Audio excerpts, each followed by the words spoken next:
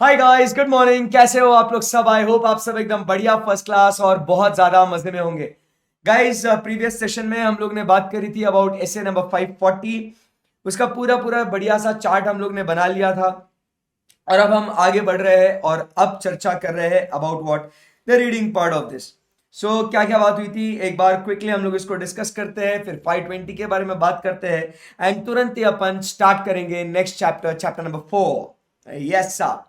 सो ऐसे 540 बात हो रही है किसके बारे में? Deals with the auditor's responsibility regarding two things, accounting estimates and fair value accounting estimates and related disclosures in the audit of financial statements. बात हो रही है, it expands the scope of 315 and 330 and other relevant essays are to be applied in relation to the accounting estimates. जो हम लोग ने chart बनाया था वो चार्ट को ध्यान में रखना, सामने रखना उस चार्ट को, और उसके बाद हम लोग क्या करेंगे, उसके साथ कंपैरिजन करेंगे तो आपको अच्छे से समझ में आएगा। उसके बाद it also includes the requirement of guidance on misstatement of individual accounting estimates and indicators of possible management bias. So क्या है यहाँ पे? तो auditors responsibility regarding what? Accounting estimates, fair value accounting estimates, disclosures in the financial statements is the scope of SA 540. What is the nature of accounting estimates?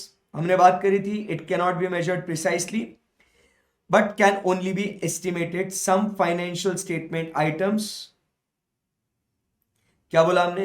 It cannot be measured precisely but can be estimated only. सही है एकदम? Yes sir. For the purpose of this essay, such financial statement items are referred to as what? Accounting estimates. ये क्या होता है इसके अंदर? The information is available to management for making an accounting estimate. So ये information सिर्फ management के पास है। There is a degree of estimation uncertainty.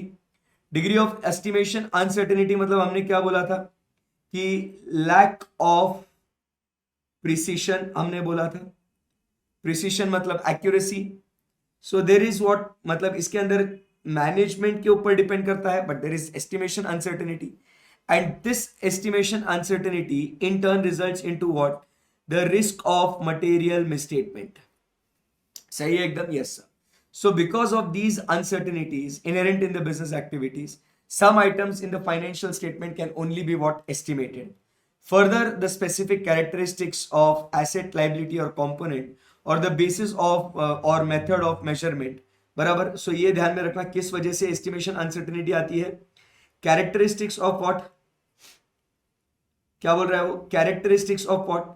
The asset, liability, component of equity, basis of the method and how it is prescribed may give rise to what? The estimation uncertainty. Clear है एकदम बात? Yes sir.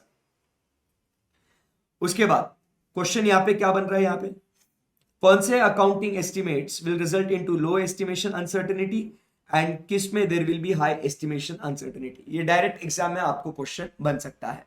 तो क्या कह रहे हैं हम लोग यहाँ पे कि किस में there will be high estimation uncertainty and low estimation uncertainty?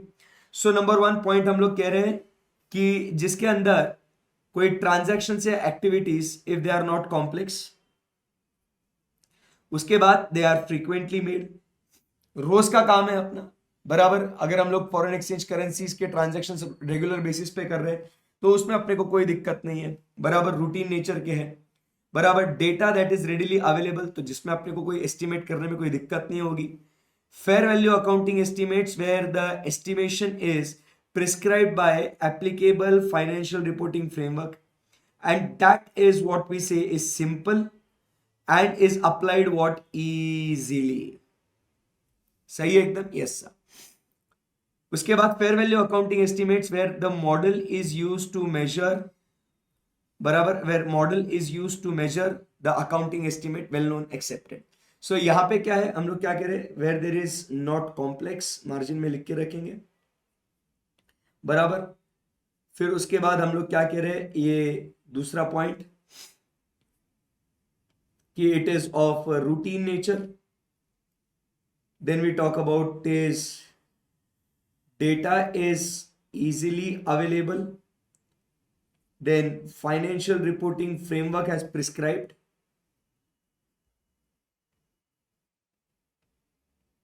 कि आपको कैसे काम करना है, एंड लास्ट में देर इज अ मॉडल एक स्ट्रक्चर्ड तरीका है जिससे हम लोग क्या कर सकते हैं, यूज कर सकते हैं। तो ऐसे केस में क्या होगा, estimation uncertainty comparatively is what, it is low.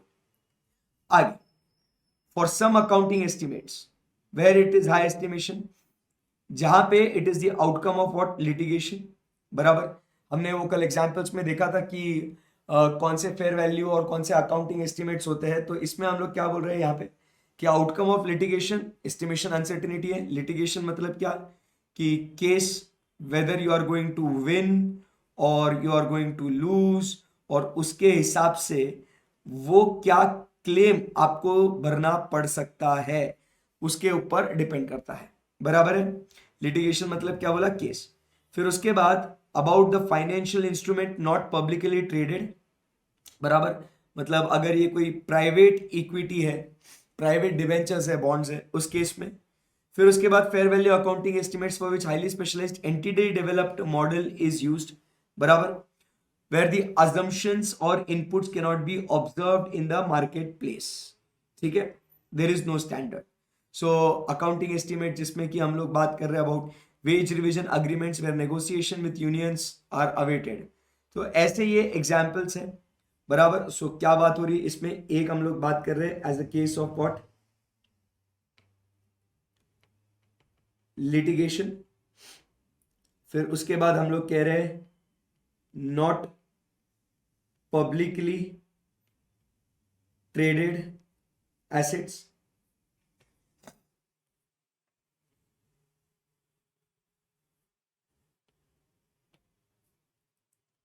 And last में हम लोग कह रहे हैं एंटिटीज मॉडल, ठीक है। तो ये तीन चीजें। Now what is the estimation uncertainty, uncertainty varies based on what, एक तो नेचर ऑफ अकाउंटिंग एस्टिमेट जो अभी हमने देखा, एग्जाम्पल्स आर डिस्कस्ड अबाउ, बराबर, ये हमने बात करी यहां पे।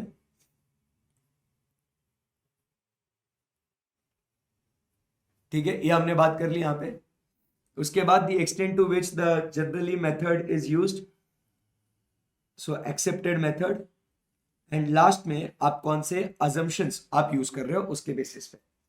तो ये चीजों के ऊपर क्या कहता है, एस्टिमेशन अनसर्टेनिटी जो है वो डिपेंड करती है। क्लियर है। सो क्या क्या है, एस्टिमेशन अनसर्टेनिटी कभी हाई कभी लो, ये होती रहती है, but it is not all financial items at fair value, not all financial items involve estimation uncertainty. सारे आइटम में नहीं होती है एस्टिमेशन अनसर्टेनिटी। जैसे अभी हमने कहा ना कि जो रूटीन ट्रांजैक्शंस है, कॉम्प्लेक्स बिल्कुल भी नहीं है, तो वो, और उसका डेटा रेडिली अवेलेबल है, पब्लिकली ट्रेडेड है वो, तो उसके लिए एस्टिमेशन अनसर्टेनिटी इतनी नहीं रहती है। सो पॉइंट नंबर 1, सो क्या कहता है यहाँ पे, एग्जाम्पल्स सीधा आते हैं उसके ऊपर। दिस में be the case where there is an active और ओपन मार्केट, बराबर, that provides readily available and reliable information on the actual exchanges. However, estimation uncertainty may exist when estimation uncertainty may exist when valuation method and data are well defined. For example, valuation of securities quoted on active and open market or listed market price may require adjustment if holding is significant in relation to the market or is subject to restrictions in marketability. In addition, general economic circumstances prevailing at the time, for example the impact of क्या बोलते हैं उसको, कितना profit loss होगा, liquidity illiquidity.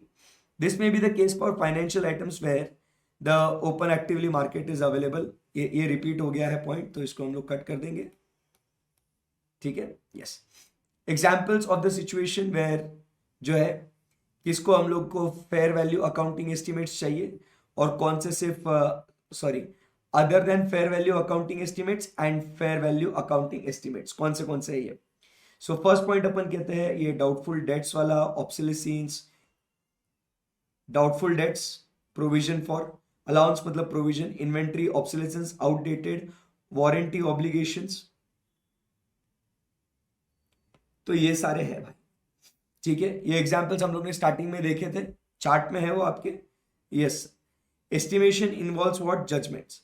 Estimation involves judgments based on the information available when the financial statements are prepared. For many accounting estimates, these include what? Assumptions about the matters that are uncertain at the time of estimation. The auditor is not responsible for predicting future conditions, transactions, or what? Events, if known at the time of audit, might have significantly up. ये तो ये अपना क्या है, इसको अपन क्या बोलते हैं? This is, we all know, is the inherent limitation. This is the inherent limitation. Next we talk about is इसके अंदर क्या होता है? Management bias. Financial reporting often call for neutrality, that is freedom of bias. Accounting estimates are imprecise, however, can be influenced by management's judgment. Such judgment may involve unintentional और intentional management bias. बराबर, जैसे for example अपने को profitability position ज्यादा अच्छी दिखानी है, तो हम लोग क्या बोलेंगे कि डेटर्स को डाउटफुल डेट या राइट ऑफ नहीं करेंगे। हम लोग क्या करेंगे, जो भी अपने फेवर में जो होगा ना, तो हम लोग क्या करेंगे, लिटिगेशन का आउटकम है, हम लोग दिखाएंगे कि नहीं अभी हम लोग को क्लेम देना नहीं है। सो ये सारी बातें हम लोग क्या करेंगे, इंटेंशनली या अनइंटेंशनली मैनेजमेंट का बायस इसके अंदर आ सकता है। Unintentional bias and the potential for intentional management bias are what? Inherent management bias are inherent in the subjective decisions that are often require making accounting estimates. For continuing audits, indicators of, क्या बोल रहा है यहाँ पे, indicators of possible management bias identified during the audits in preceding periods influence the planning and risk identification of assessment activities. तो अपन ने वो previous periods में क्या क्या हुआ था क्या नहीं हुआ था उसके बारे में ध्यान रखना है। Next, management bias is difficult to detect at account level. It may be only identified considered in the aggregate of groups of accounting estimates when observed over the number of accounting periods. Although it is inherent in subjective decisions, there may be no intention by management to mislead the users of financial statements. Where however there is intention to mislead, management bias is of fraudulent nature. Measurement objective of what? Accounting estimates. तो इसके अंदर सारे points हम लोग ने देखे थे। The measurement objective जो है कि अकाउंटिंग एस्टिमेट्स को करना है, गोल क्या है, vary depending upon the applicable financial reporting framework. So क्या मेजर करना है क्या नहीं करना है, it depends upon what? The financial reporting framework. The measurement objective, इसको हाईलाइट करते तो अच्छे से समझ में आएगा। So measurement objective depends upon what? Financial reporting framework, the item being reported. For some accounting estimates is to forecast the outcome of more और transactions, कि वेदर वी हैव टू पे लाइबिलिटीज को दिखाना, contingent liabilities, doubtful debts, forecast the outcome. For other accounting estimates it includes fair value accounting estimates. The measurement objective is different and is expressed in, क्या कहते हैं यहाँ पे, to show what? The current transaction or financial statement item based on the condition prevalent at the time of measurement date. A difference between, क्या कहता है, ये हमने लिखा हुआ है चार्ट में, a difference between what is recorded and the financial estimate does not amount to misstatement in the financial statements. This is particularly the case of fair value accounting estimates. Objective क्या है? Estimates are what? Reasonable and they are what? Adequate. Auditors responsibility क्या है? Auditors procedure अपन ने देखा था। तो सबसे पहले when performing the risk assessment, we as an auditor have to obtain the understanding कि what is the requirement of the applicable financial reporting framework and how management identifies those transactions, events और conditions जिसका आपको estimation करना है करके।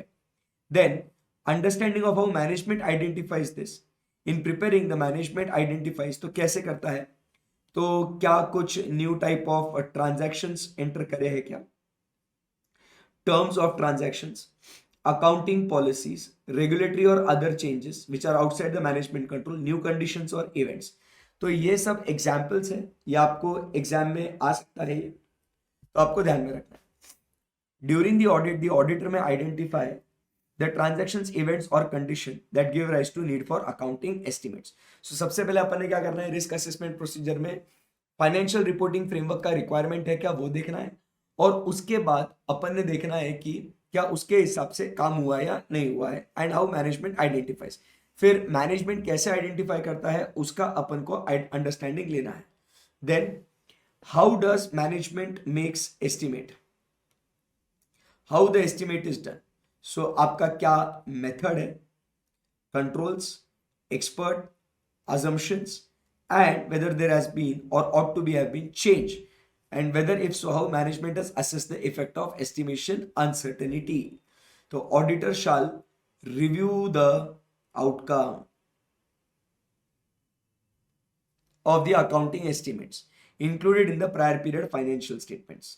Last में estimation uncertainty,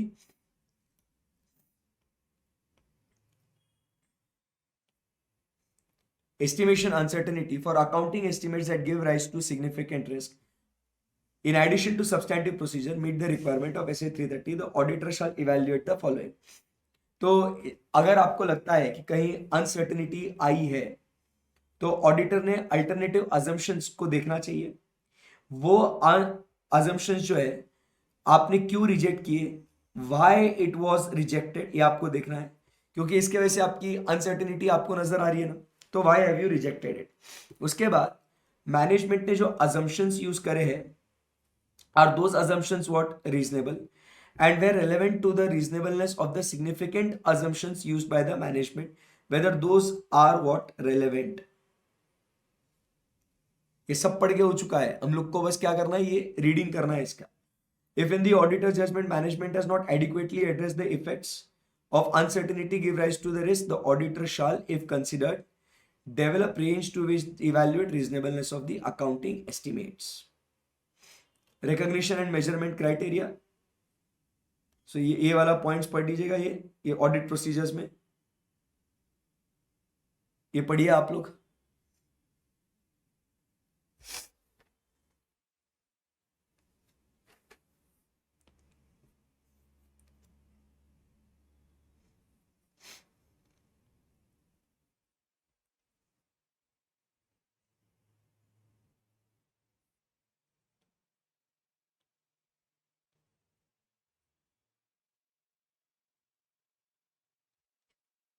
so risk of material misstatement आपको देखना है।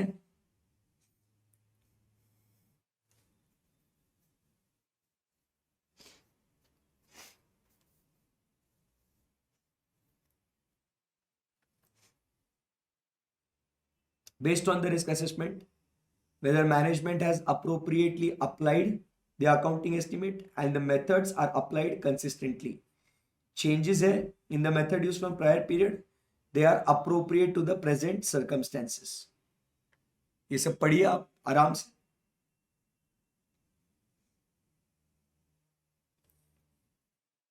It should be up to the date of auditor's report, test check the data, evaluate the method used is appropriate, testing the extent to which data on accounting estimates is accurate, complete and relevant, source relevance and reliability of external data, recalculating for internal consistency, and test check the effectiveness of controls।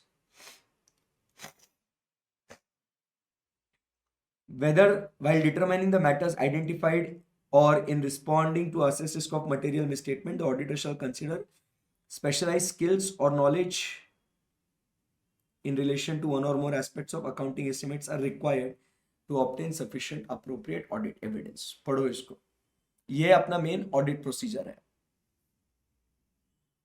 Go through it.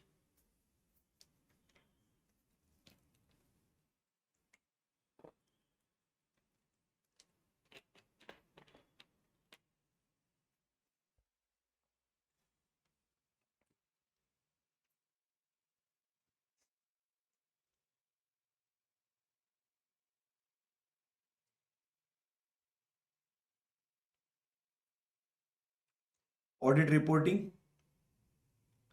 Disclosure करना है of accounting estimates, the auditor should obtain whether the disclosures in the financial statements are in accordance with the requirements, बराबर, and for accounting estimates if they give rise to significant risk, the auditor should evaluate the adequacy of disclosure and the uncertainty।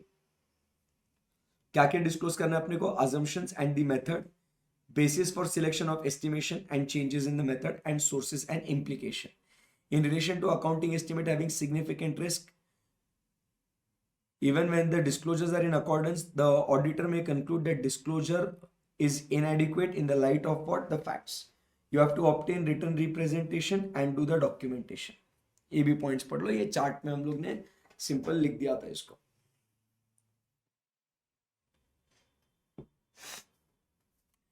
चलो, तो ये जो है हम लोग ने कल जो पूरा स्टैंडर्ड जो सीखा था, तो ये जो है उसका पूरा पूरा आज रीडिंग कर लिया अपन ने।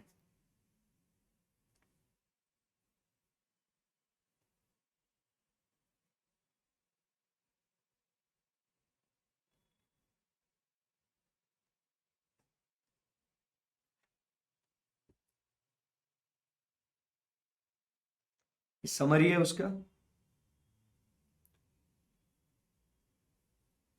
Go through it.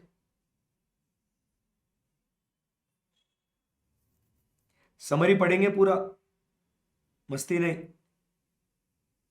क्या ये सारी बातें अपनी क्लिक हुई है क्या?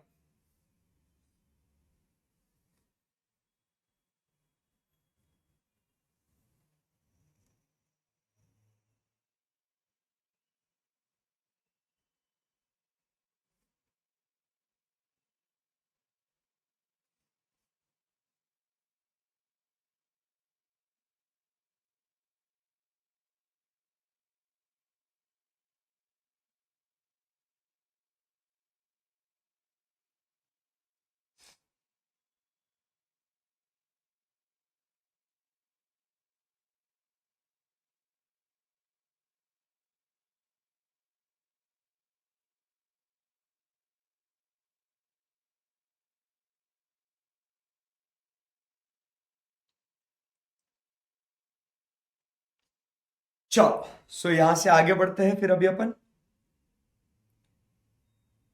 Control and quality of the audit work.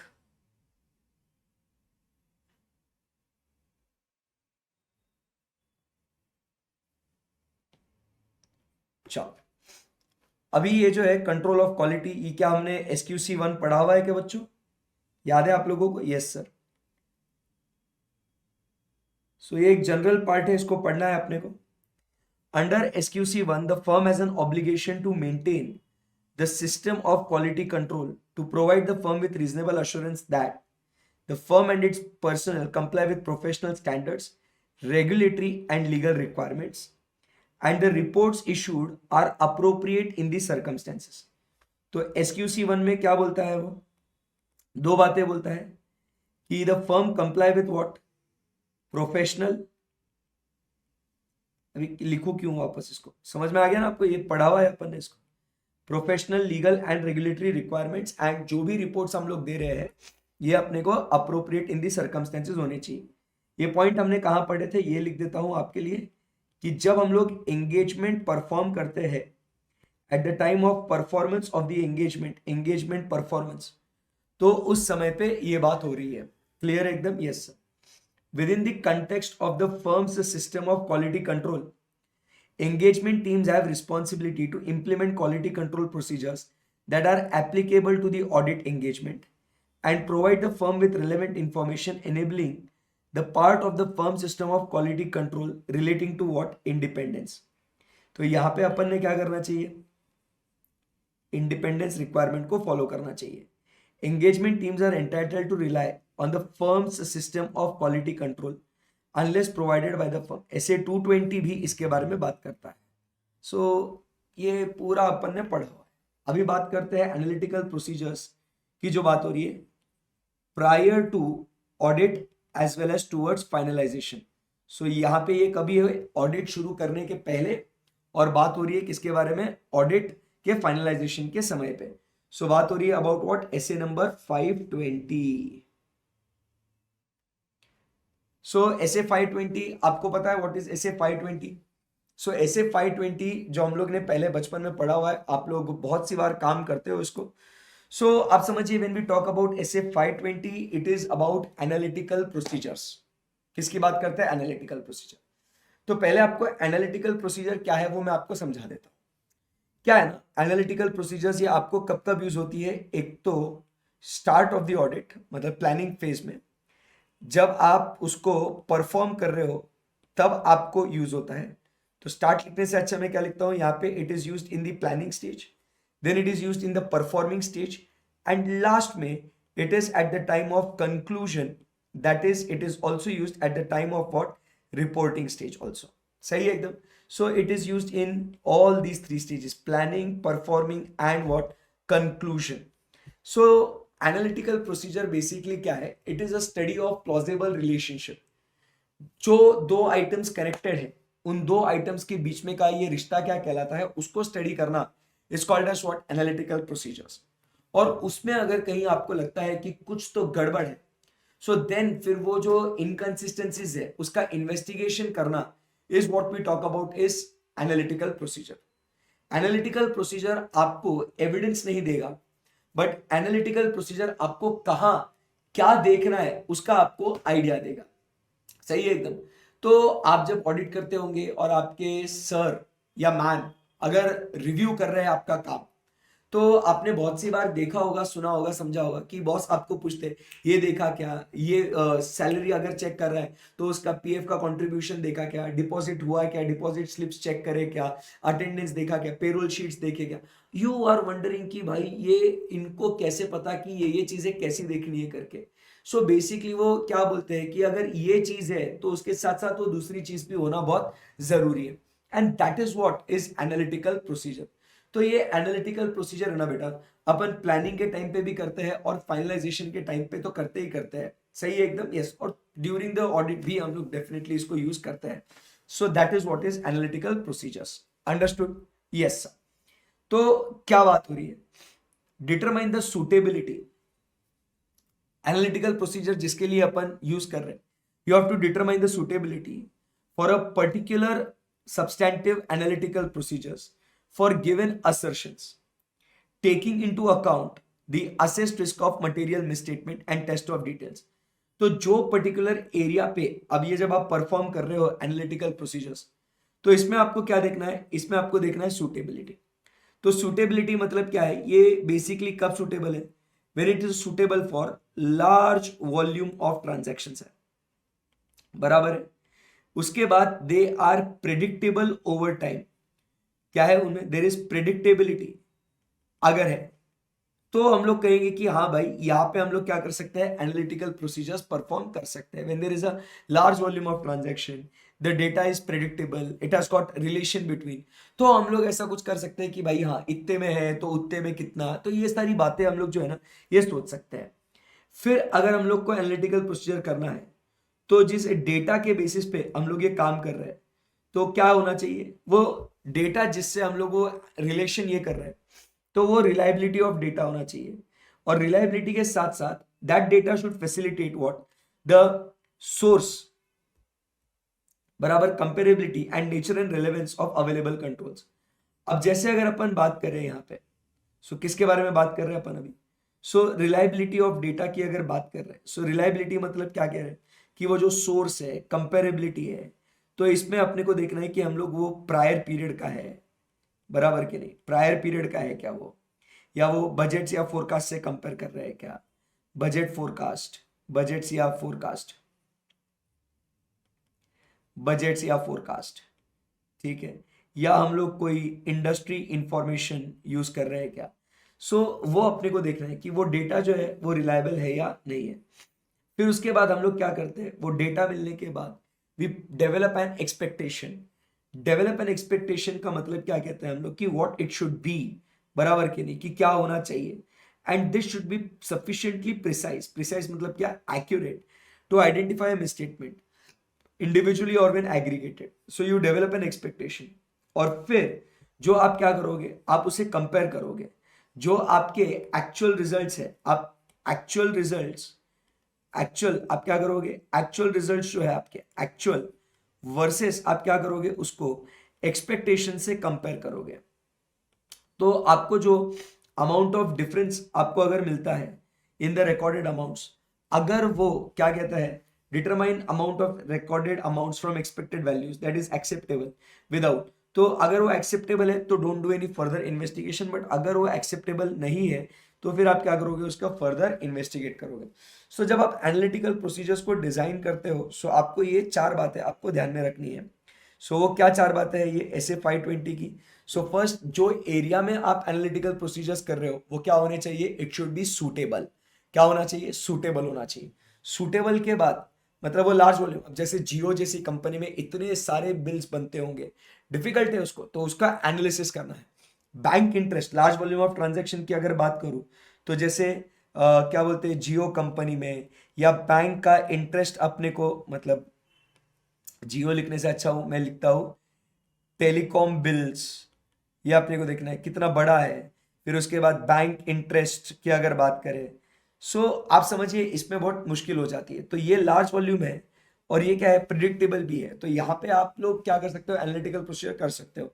So it is suitable, that data is reliable, expectation develop करो कि क्या क्या होना चाहिए as per the auditor's knowledge understanding, and फिर उसके बाद आप क्या करिए, अगर उसमें कहीं डिफरेंसेस है तो देन यू डिसाइड कि उसको इन्वेस्टिगेट करना है या नहीं करना है। क्लियर एकदम, yes sir. Then this assists the auditor when forming an overall conclusion. The auditor shall design and perform analytical procedures also at the near the end of the audit that assist in what, forming an overall conclusion as to whether the financial statement are consistent। तो मतलब आप planning पे तो कर ही रहे हो, performance भी उसके हिसाब से करोगे, बट ओवरऑल कंक्लूजन जो आपको देना है ना, कि free from material misstatements, whether it is giving true and fair view, तो ये देखने के लिए भी आप क्या कर सकते हो, इधर आप यूज कर सकते हो।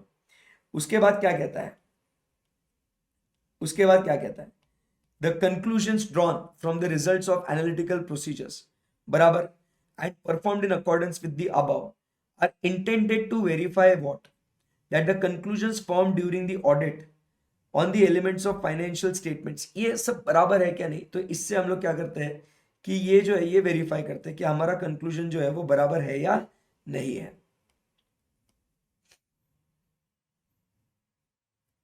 वेरीफाई द कंक्लूजन्स, बराबर है, the results of such analytical procedure में आइडेंटिफाई प्रीवियसली अनरिकॉग्नाइज्ड रिस्क, जो हमने सोचा नहीं था वो आपको दिखाता है। इसीलिए हम लोग क्या कहते हैं, this is what we call it as an attention directing process. So analytical procedure basically क्या है, it is an attention directing process, कि कहाँ क्या गड़बड़ हो रही है वो आप लोग क्या कर सकते हो, उसको आप आइडेंटिफाई कर सकते हो, right. Then investigating the results of analytical procedure, inquire of the management, बराबर, and perform other audit procedures as necessary. ये पूरा पॉइंट पढ़ लो, ये बेसिक पॉइंट है एकदम। When this is done now will go with the fourth chapter, then best है।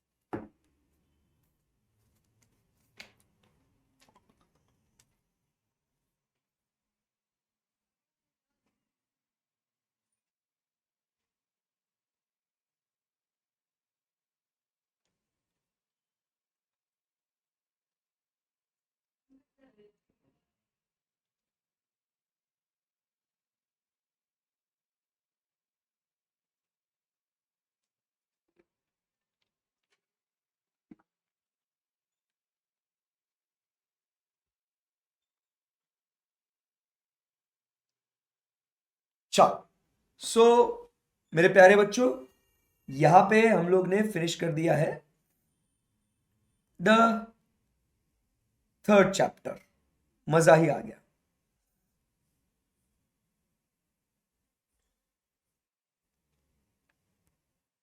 अब चलते हैं अगले चैप्टर की ओर फिर।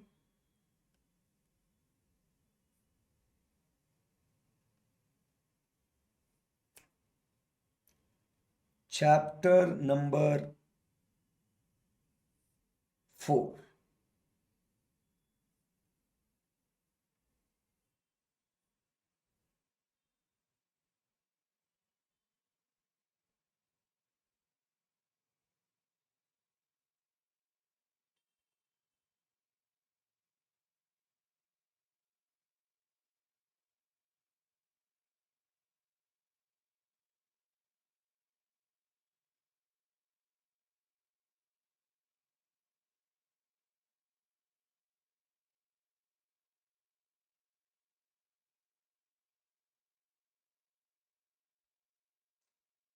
Okay, so this is our chapter number 4 now. बचपन का चैप्टर है अपने, फटाफट इसको निपटाएंगे अपन, ठीक है ना। ये एकदम इजी चैप्टर है, ये खत्म कर देंगे। फर्स्ट मॉड्यूल पूरा पूरा बेसिक है, स्टैंडर्ड बेस्ड है पूरा, but MCQs true and fall के स्टडीज के लिए वेरी इंपॉर्टेंट, तो ध्यान देना, ठीक है। चलो, सो सबसे पहले हम लोग बात कर रहे हैं किसके बारे में। सो बेसिक अपना पहले आपको समझा देता हूं।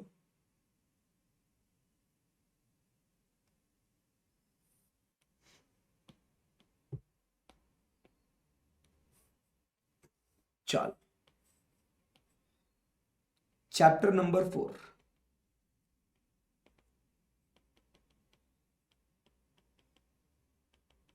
Materiality, risk assessment and internal control. ये एकदम बढ़िया चैप्टर है। अभी आपने 610 तो पढ़ के हो गया ना, अभी आपको बहुत मजा आएगा इसमें। मटेरियलिटी, रिस्क असेसमेंट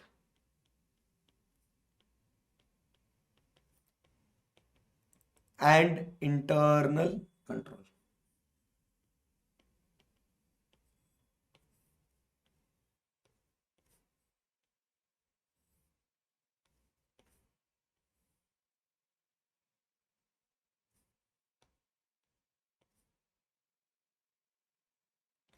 चलो, सो सबसे पहले हम लोग बात करते हैं अबाउट व्हाट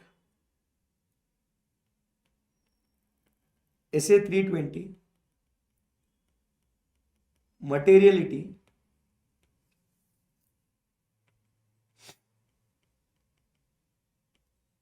लिखना मत, materiality in an audit of financial statement. So किसकी बात हो रही है यहाँ पे, मटेरियलिटी की। पहले एकदम बेसिक बेसिक चीजें आपको समझा देता हूँ। सो व्हाट इज मटेरियलिटी बच्चा। सो मटेरियलिटी मतलब क्या कहता है कि कोई भी account balance, class of transaction और डिस्क्लोजर्स, बराबर के, when it has got the capacity that influences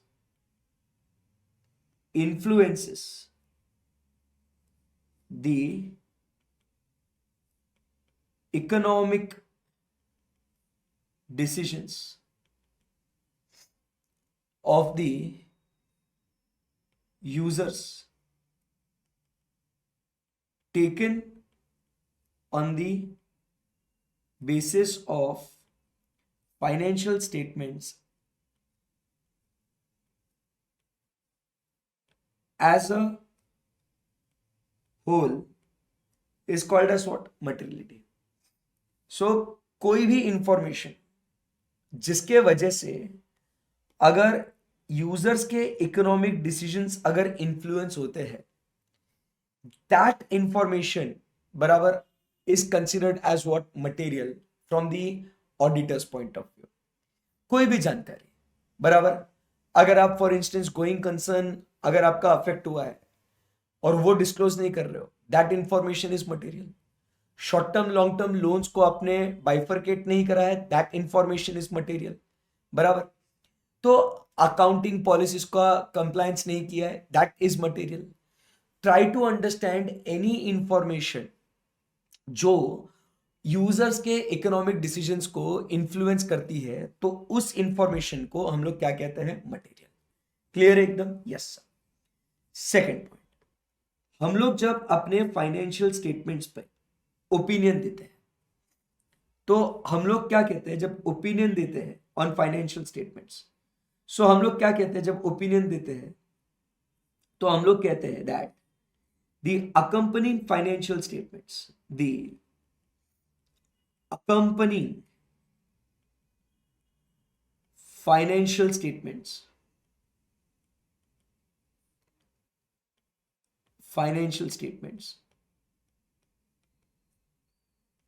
are free from material misstatements. मतलब we have to consider that these accompanying financial statements are free from material misstatements. तब जाके हम लोग क्या बोलते हैं, तब जाके हम लोग बोल सकते हैं कि it is giving what, true and fair view.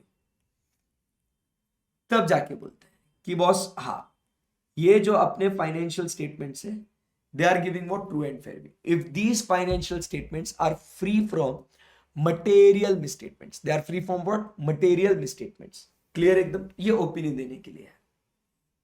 But इसमें कभी कभी क्या हो सकता है, यहां पे अपन जब ऑडिट करते हैं और अपना ओपिनियन देते हैं, तो उस समय पे क्या होता है, there can be what, an audit risk. What is audit risk? Audit risk is the risk that, it is the risk that, सब बचपन की बात है, risk that auditor expresses an inappropriate opinion when financial statements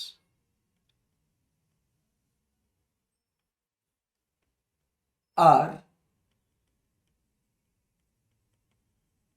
materially misstated. When financial statements are what, materially misstated. So अगर अपन एक inappropriate opinion देते हैं, when financial statements are what, materially misstated, when financial statements are what, materially misstated, तो उस time पे अपन क्या कहते हैं, that there is an audit risk। मतलब try to understand हम लोग क्या कहना चाह रहे हैं, कि फाइनेंशियल स्टेटमेंट्स के अंदर मटेरियल मिसस्टेटमेंट्स है और अपन फिर भी कह रहे हैं कि it is giving what, true and fair view, तो ये गलत हो गया ना। ये इसको क्या बोल रहे हैं अपन, inappropriate opinion when financial statements are materially misstated. So this is what we say is the part of what, audit risk. इसको अपन बोलते हैं ऑडिट रिस्क की। ऐसी गलती जो है ना, ये अपने से हो सकती है, दिस मिस्टेक कैन हैपन, बराबर के नहीं। सो this is a part of what, audit risk. इस गलती को अपन क्या बोल रहे हैं, इसको अपन बोलते हैं ऑडिट रिस्क। ठीक है ना।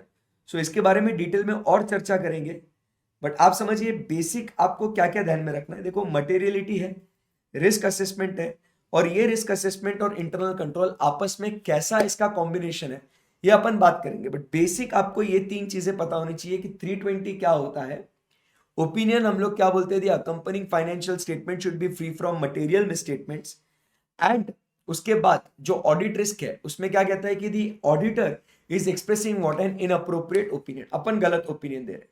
तो इन सबका रिश्ता है, they all are what combined together. कैसे क्या, अब वो हम लोग चैप्टर के स्टार्ट में पढ़ेंगे।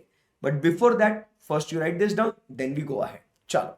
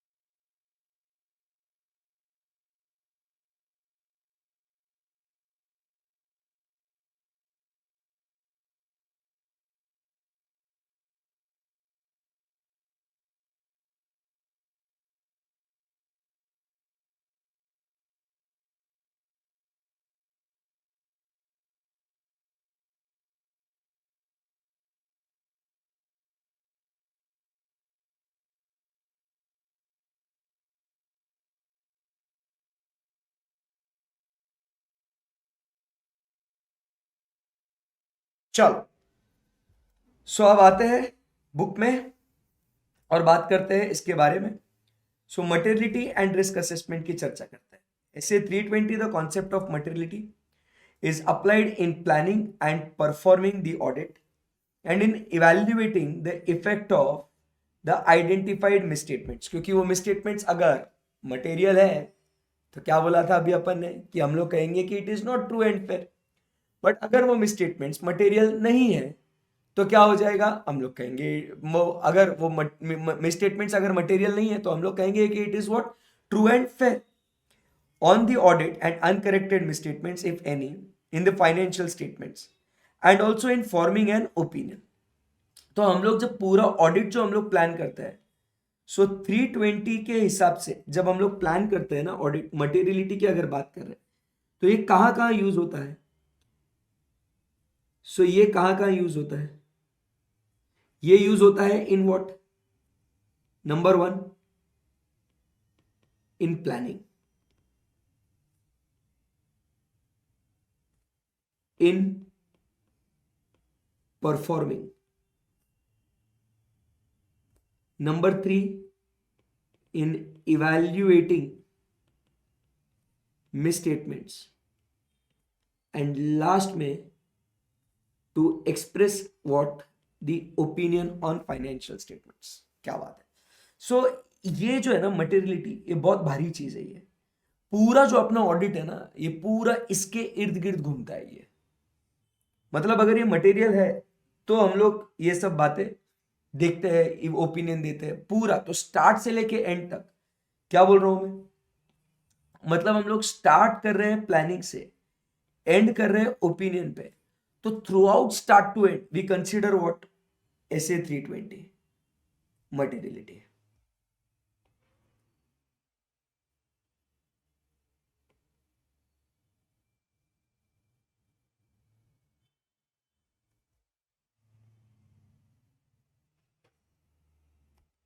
साला चीटर। सो ऐसे 320 हम लोग यूज करते हैं। क्लियर है एकदम, यस। अभी क्या बोल रही है, materiality and audit risk are considered throughout the period. Materiality और ऑडिट रिस्क, तो क्या बोला अपन ने, when identify assessing the risk of material misstatement, determining the, मतलब अपने को मटेरियलिटी और ऑडिट रिस्क कहां कंसिडर करते हैं, when we are assessing the risk of material misstatement, when we are planning the further audit procedures and evaluating the effect of uncorrected misstatements if any on financial statements and in forming the opinion in the auditor's report। so materiality और audit risk भी अभी आ गया। so यहाँ पे next point क्या कहता है, risk assessment assesses the level at various business processes। business processes मतलब क्या है, यहाँ पे आपको बताया डिफरेंट डिफरेंट बिजनेस प्रोसेसेस मतलब कौन से हैं, मतलब ऑल, जैसे कि आपका सेल्स वाला प्रोसेस है बराबर, फिर उसके बाद अपन डिस्पैच वाला प्रोसेस है बराबर, सैलरी अटेंडेंस वाला बिजनेस प्रोसेस है एम्प्लॉयज के लिए। तो हम लोग सब जगह देखते हैं भाई ये बराबर। Risk assessment focuses upon the business environment, regulatory environment, organization structure, ये सब पूरे जो है ना एनवायरनमेंट है जो हम लोग अभी आगे पढ़ेंगे। ठीक है। So identification of risk, audit risk is the risk that expressing an inappropriate audit opinion when financial statements are materially misstated। ठीक है। सो अब इसके कंपोनेंट्स के बारे में चर्चा करते हैं अपन कि what does it consist of. ठीक है, आ जाओ। सो यहां पे हम लोग जो बात कर रहे हैं what is this audit risk. So audit risk के कंपोनेंट्स की बात करते हैं। चलो, ये बचपन में सीखा हुआ है अपन ने, इसको दोबारा से पढ़ेंगे। So what is audit risk. So audit risk मतलब अपन क्या कह रहे हैं कि देर इज अ पॉसिबिलिटी, क्या है, देर इज अ पॉसिबिलिटी, पूरा आराम से समझाता, possibility that the account balance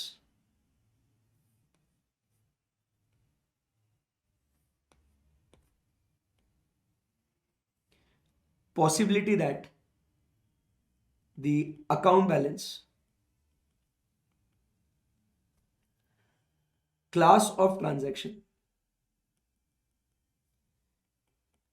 and disclosures which are made in the financial statements are what? Subject to misstatements. They are what? Subject to misstatement. And these misstatements may be what? Material. कैसे material? Either individually they are material, either individually or aggregated with other misstatements. ठीक है ना? सो ये जो part जो मैंने लिखा है यहां पे, इसको क्या बोलेंगे? This is what is only risk. इसको सिर्फ क्या बोलते हैं? This is risk. This is risk. कि भाई ऐसी पॉसिबिलिटी, ऐसी संभावना है कि जिस वजह से आपका account balance, class of transaction या डिस्क्लोजर्स जो आप फाइनेंशियल स्टेटमेंट्स के अंदर कर रहे हो, they may be subject to what? Misstatements. उनमें गलतियां हो सकती है, बराबर.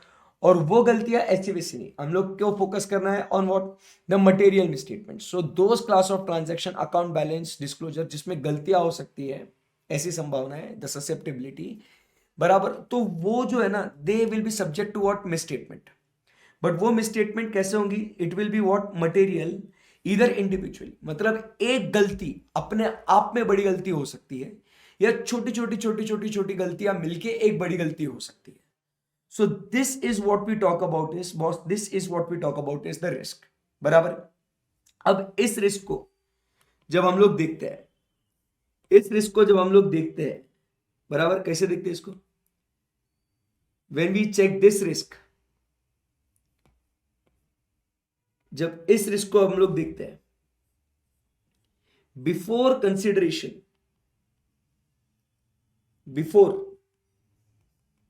Consideration of related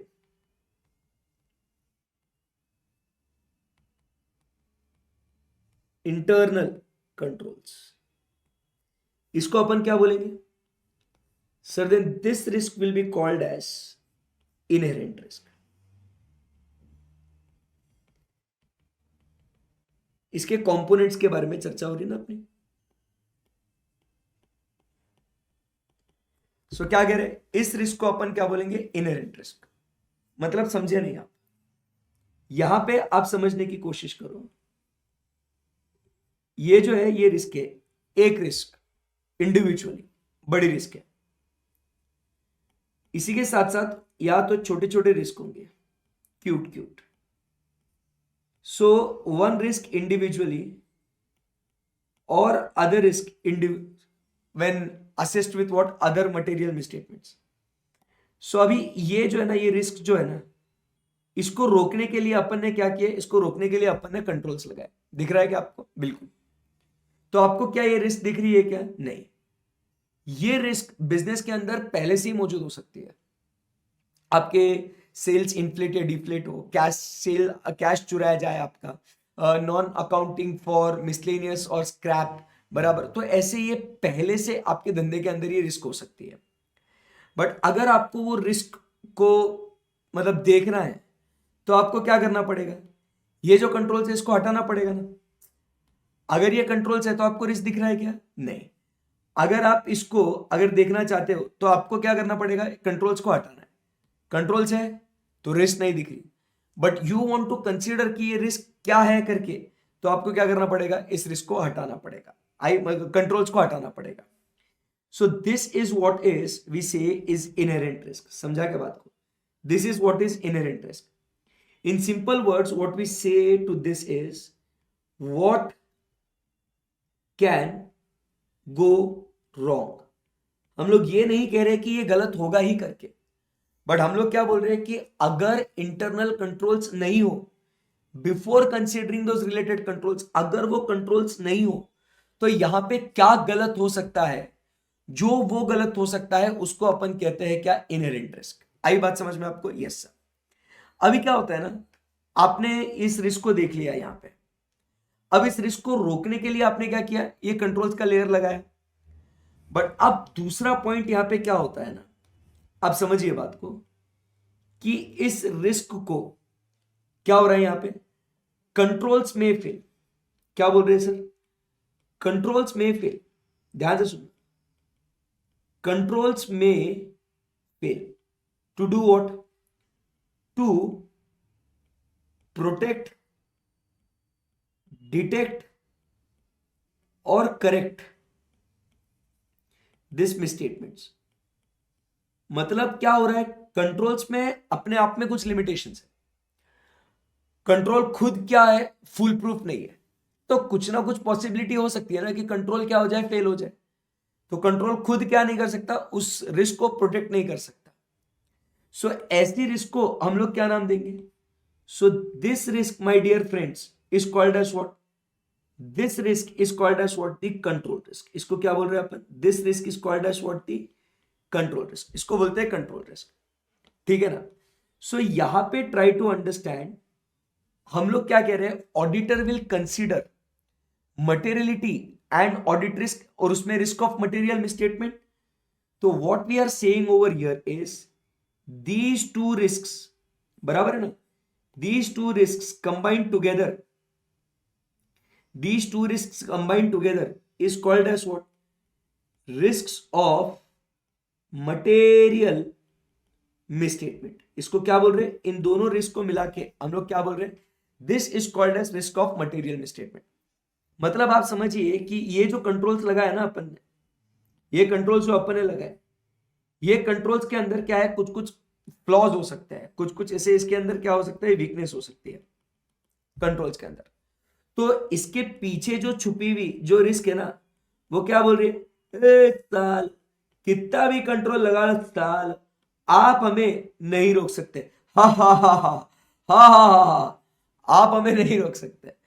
so try to understand, ये जो रिस्क है ना, ये रिस्क, ये किधर है रिस्क, ये पीछे छुपी हुई रिस्क है।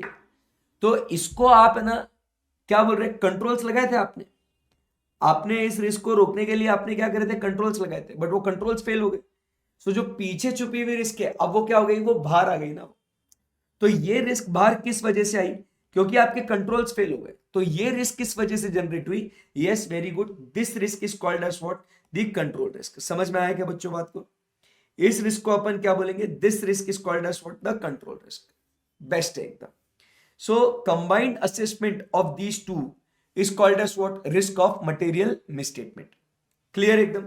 सो यहां पे हम लोग क्या देख रहे हैं बॉस, आप समझने की कोशिश कीजिए कि अगर यहां पे हम लोग क्या देख रहे हैं, कि अगर कंट्रोल रिस्क, साथ रहना मेरे, अगर यहां पे कंट्रोल रिस्क अगर ज्यादा है, बराबर, तो इसका मतलब क्या होता है कि कंट्रोल्स जो है, कंट्रोल्स क्या है, बुरे हैं, बराबर है कि नहीं?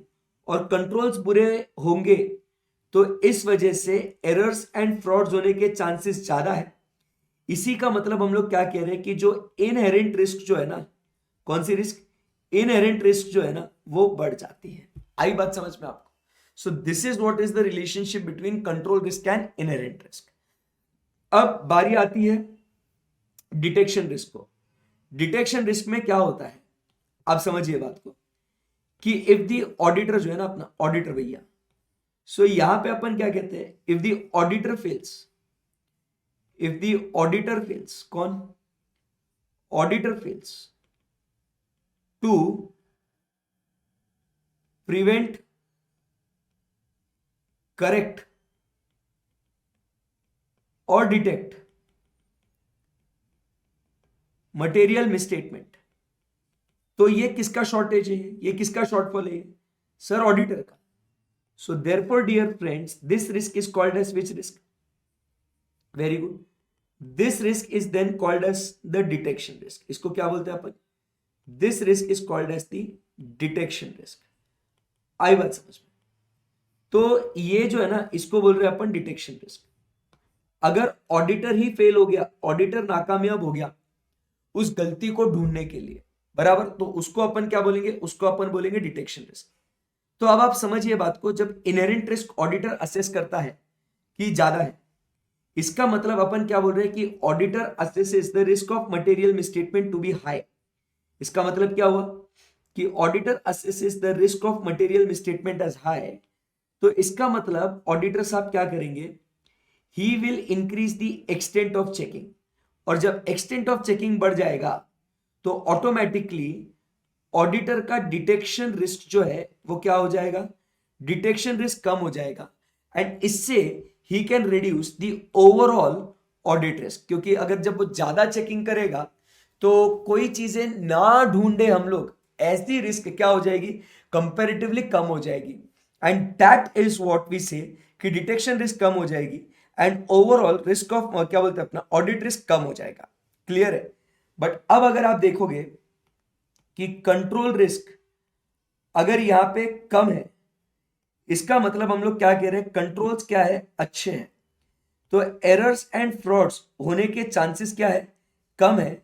इसका मतलब ही हम लोग क्या कह रहे हैं कि सर यहां पे इनहेरेंट रिस्क जो है वो क्या है, वो इनहेरेंट रिस्क कम है। तो व्हेन द ऑडिटर आइडेंटिफाइज कि okay the risk of material misstatement, क्या बोल रहा है ऑडिटर, तो रिस्क ऑफ मटेरियल मिसस्टेटमेंट होने के चांसेस कम है, तो यहां पे आपको पता है ऑडिटर एक्सटेंट ऑफ चेकिंग भी क्या करेगा, यहां पे कम करेगा।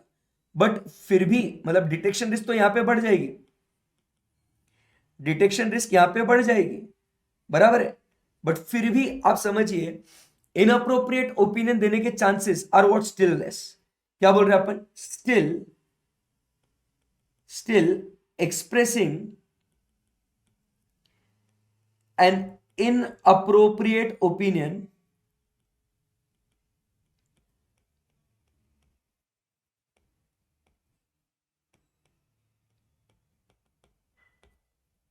chances are what, chances are less, still expressing inappropriate opinion, ऐसा चांस क्या है, कम है। क्यों, क्योंकि आपको पता है ना कि गलतियां कम हो रही है ना भाई, तो मैं कम भी चेक करूं तो मेरे को मालूम मटेरियल मिसस्टेटमेंट नहीं है, क्योंकि मैंने ऑलरेडी रिस्क असेसमेंट कर लिया था। मैंने समझा क्या बात को।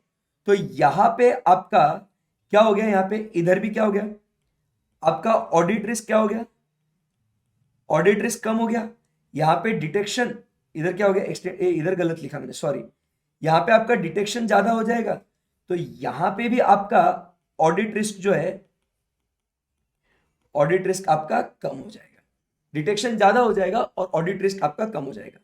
सो this is what dear friends, आप समझ रहे हैं क्या बात को। तो ये जो पूरा है ना कंपोनेंट्स है कि जब हम लोग ऑडिट करते हैं और हम लोग बात करते हैं ऐसे 315 के अंदर हम लोग रिस्क असेसमेंट कर रहे हैं। सो रिस्क असेसमेंट बेसिकली हम लोग क्या कर रहे हैं, we are identifying and assessing what, the risk of material misstatement, that is we are considering inherent risk and control risk, और उसके हिसाब से हम लोग जो अपना फर्दर ऑडिट प्रोसेस डिसाइड करते हैं ना। सो ये जो पूरा काम होता है ये किधर होता है मालूम आपको, ऐसे नंबर 315 में। और ये वाला जो है ना फर्दर ऑडिट प्रोसीजर्स जो हम लोग डिसाइड करते हैं, ये वाला जो काम होता है ये अपना ऐसे 330 में, that is response to the assessed risk, SA 330 में ये बात होती है। ऐसा चलता है ये पूरा पूरा गेम। क्लियर एकदम। सो दिस इज द कंपोनेंट्स। मजा आया आपको। सो अभी अपन क्या करेंगे, इसको फटाक से इसको मस्त नोट करेंगे, और फिर ये नोट होने के बाद कॉन्सेप्ट क्या लिखा हुआ है पेज नंबर 2 पे उसको हम लोग पढ़ेंगे। चल स्टार्ट राइटिंग।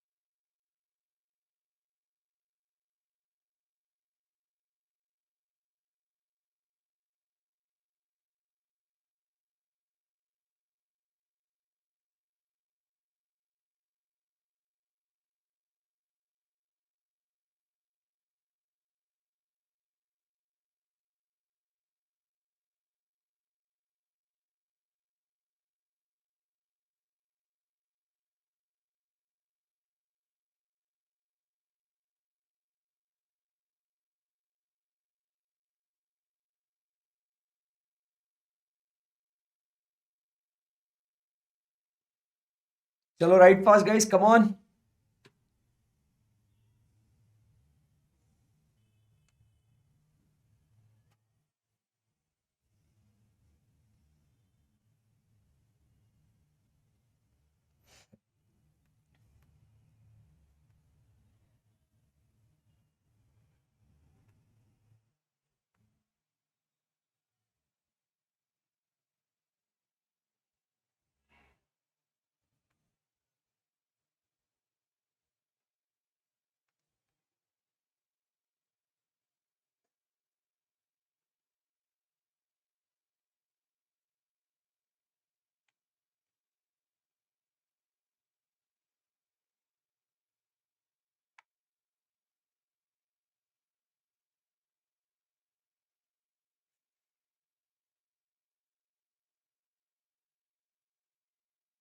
Last 2 minutes.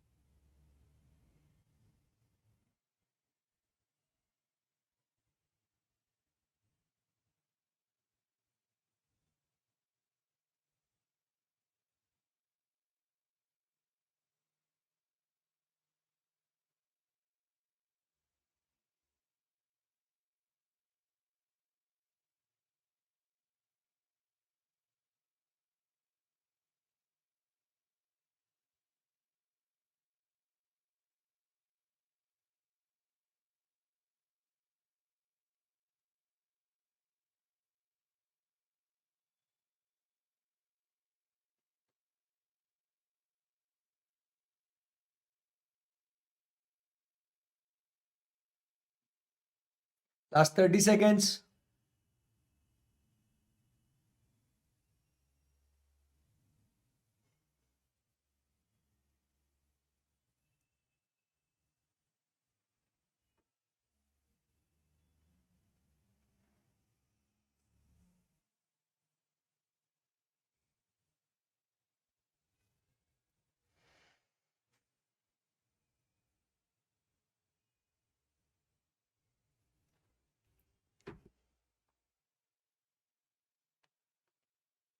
चलो shall we proceed.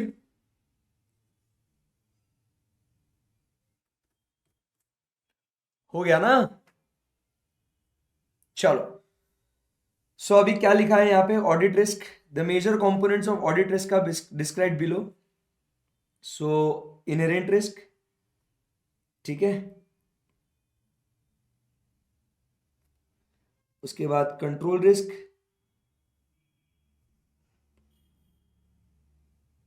Detection risk, ठीक है। So these are the 3 components जो हम लोग को बात करनी है। सो क्या कह रहे हैं यहाँ पे? The susceptibility. ससेप्टेबिलिटी मतलब क्या कह रहे हैं यहाँ पे? ससेप्टेबिलिटी मतलब पॉसिबिलिटी। ससेप्टेबिलिटी मतलब क्या बोल रहे हैं यहाँ पे? The possibility. Possibility of what? An assertion to a misstatement, that could be material. कोई भी असर्शन टू अ मिसस्टेटमेंट, कैसा? इंडिविजुअली और when aggregated with other misstatement, assuming that there are no related controls। मतलब ये हमने क्या कहा कि बिफोर इंटरनल कंट्रोल्स, कि अगर इंटरनल कंट्रोल्स नहीं है, ठीक है ना, तो क्या हालत होगी, बराबर, क्या वहां पे सिचुएशन रहेगा, उसको अपन बोल रहे हैं क्या? Assuming that there are no internal controls. Inherent risk can be at both financial statement level and assertion level. For example, अगर अपन बात करें, technological developments might make particular product obsolete, thereby causing inventory to be more susceptible to what? Overstatement। तो this is what inventory and financial statement level। क्योंकि अगर inventory valuation इसका affect हो जाता है, कौन सा assertion अफेक्ट होता है? वैल्यूएशन। सो वैल्यूएशन असर्शन भी अफेक्ट होता है, और ये असर्शन आपके फाइनेंशियल स्टेटमेंट्स को भी अफेक्ट करता है, बराबर है? Yes. The risk that the control system will not prevent, detect और correct on timely basis the misstatement individually और व्हेन एग्रीगेटेड। तो वही इनहेरेंट रिस्क को अगर कंट्रोल्स फेल हो जाते हैं, do internal controls mitigate the inherent risk. Mitigate मतलब क्या बोल रहे हैं? Does internal control reduce the impact of risk, and if the internal controls fail, if they do not prevent, then it is called as which risk? Yes sir, it is called as the control risk. And उसके बाद last में अपन क्या बोल रहे हैं? Auditor will not detect a misstatement that exists in the assertion individually with aggregate other misstatements. तो if the auditor fails, auditor से ही क्या हो रहा है? ये गलती हो रही है कि वो खुद ढूंढ नहीं पा रहा, तो इसको बोल रहे हैं अपन क्या? Detection risk. The acceptable level of detection risk for given level of audit risk bears inverse relationship to the risk of material misstatement. So क्या ये आपको दिख रहा है कि how it is inversely related? आपको दिख रहा है यहाँ पे कि if you see that risk of material misstatement ज्यादा है, बराबर कि नहीं? सॉरी यार, मैंने क्या कर रहा हूं? तो डिटेक्शन रिस्क कम है, सॉरी, एंड ऑडिट रिस्क क्या हो जाएगा? कम हो जाएगा. यस, क्योंकि डिटेक्शन रिस्क कम हो जाएगा ना. सॉरी, मैंने पहले सही लिखा था, ये आप लोग भी करेक्शन कर लो. Sorry, my bad. Silly mistake, no problem, होता है कभी कभी. सो ऐसा डिटेक्शन रिस्क. क्लियर है एकदम? Yes sir. So it is what? Inversely proportional.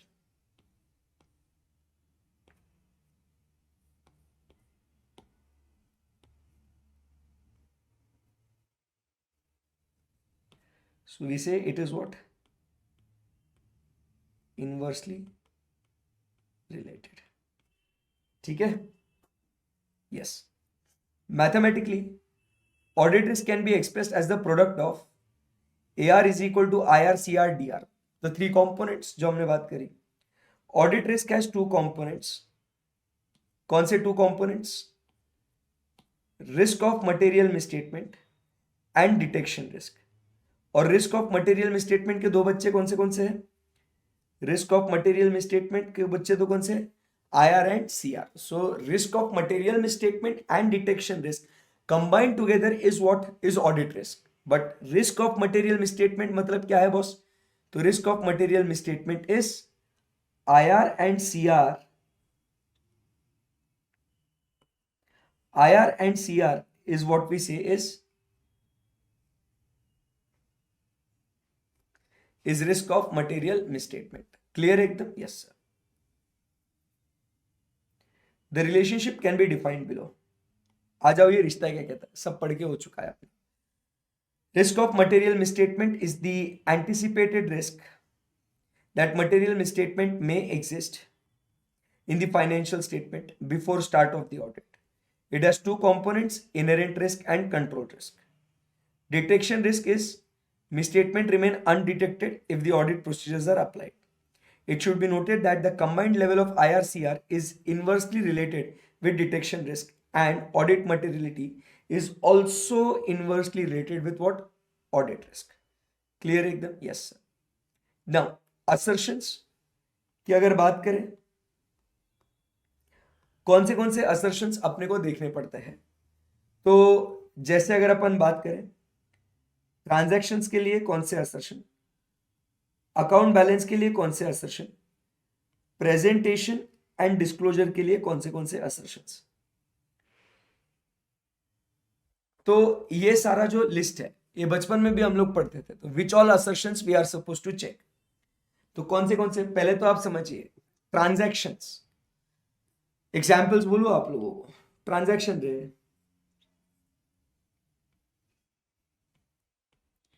sales, purchases, expenses, account balance, bank, cash, debtors,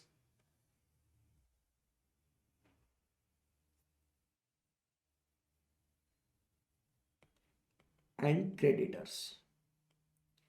Disclosures which we give in the notes to accounts, बराबर. Disclosure regarding let us से share holding,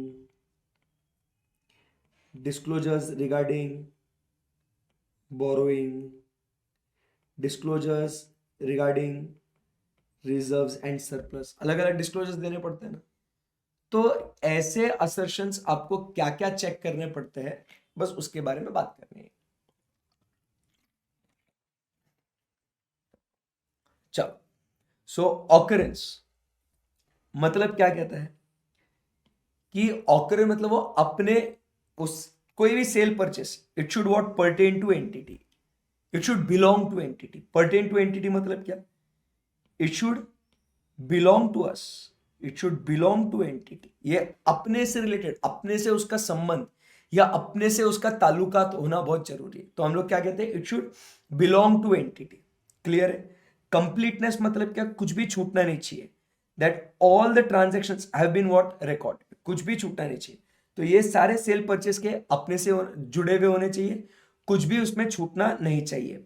और जो भी record किया है वो आपने क्या करना चाहिए? It is what recorded what appropriately, accurately record करना चाहिए, सही सही रिकॉर्ड करना चाहिए।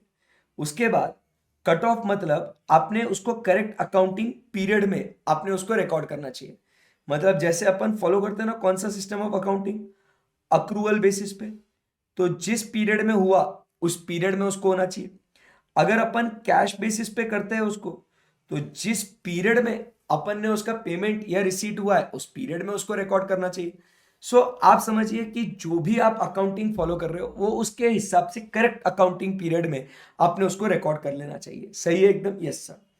Classification that they are recorded in what proper accounts. बराबर है? तो ये आपको ध्यान में रखना है। ये सारे पॉइंट्स जो है ये फॉर ट्रांजैक्शंस के लिए, किसके लिए ये? It is for transactions about assertions about what class of transactions. उसके बाद अब एसेट्स एंड लाइबिलिटीज के बारे में बात करें, जिसमें कि अकाउंट बैलेंसेस होते हैं। तो इसमें क्या कहता है वो? There should be what existence, they should be existence. बराबर कि नहीं? Asset liability and equity interest, it should exist. Exist on what? As on balance sheet date, या जो पर्टिकुलर डेट पे आप अकाउंट्स क्लोज कर रहे हो तो as on balance sheet date वो होने चाहिए। बराबर? उसमें अपन क्या बोलते हैं? Entity holds what? Rights to asset. बराबर? राइट माने asset and liabilities are what? Obligations. Completeness मतलब क्या? All have been what? Recorded. Valuation मतलब they are what? Properly included at what? Appropriate carrying value. So they are what? Appropriate amounts पे record होना चाहिए। तो ये किसके लिए है? ये असर्शंस के लिए। मेजरमेंट वगैरह ये असर्शंस इसको लगते नहीं है। लास्ट में डिस्क्लोजर में क्या है? वापस ऑकरेंस आएगा because it should pertain to entity. सारे डिस्क्लोजर्स करने चाहिए। बराबर? They should be what? Properly presented, described and disclosed. बराबर? And accuracy, they are fairly appropriate amounts पे।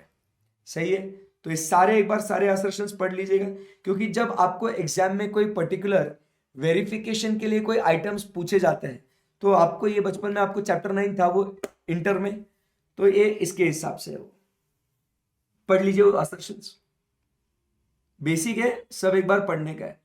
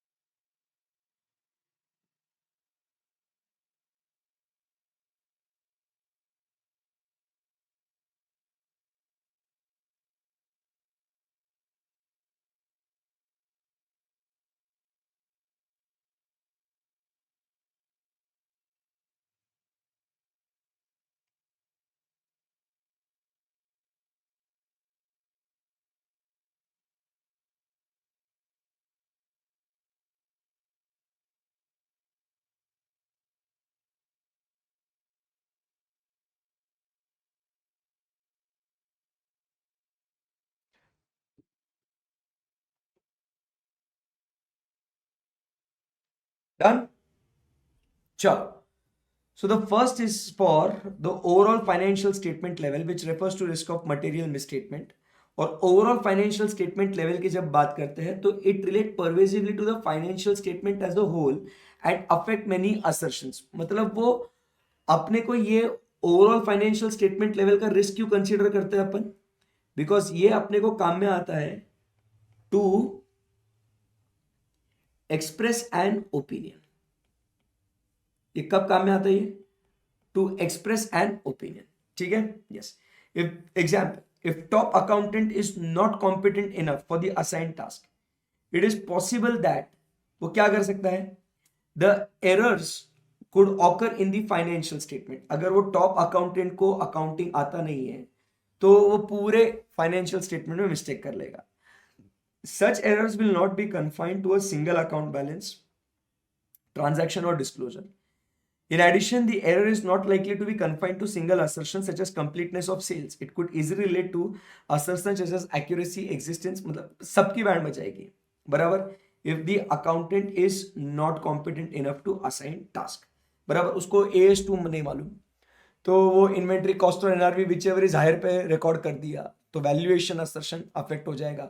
फाइनेंशियल स्टेटमेंट्स पूरे अफेक्ट हो जाएंगे, बराबर है.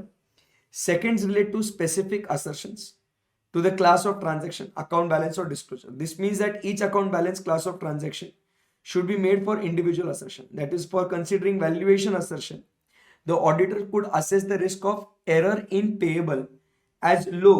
However, for inventory obsolescence factor, the auditor would assess the valuation risk as high. एक एक assertion भी अपन चेक कर सकते हैं. क्रेडिटर्स का वैल्यूएशन में गलत नहीं होगा ना, क्योंकि कंफर्मेशन वगैरह ले ही सकते हैं. बट इन्वेंट्री ऑब्सोलेसेंस, अब ये आप इन्वेंट्री ऑब्सोलेसेंस की बात करते हो तो इसका वैल्यूएशन रिस्क इज हाई, क्योंकि इसमें अभी पढ़ के आए थे, याद है आपको, there is what estimation uncertainty. समझे बात को? तो ये एस्टिमेट करना पड़ता है ना इसको. ऐसा स्टेप्स फॉर रिस्क आइडेंटिफिकेशन, कि रिस्क है या नहीं है, इसको कैसे हम लोग आइडेंटिफाई करें, इसके बारे में बातचीत हो रही है. सबसे पहले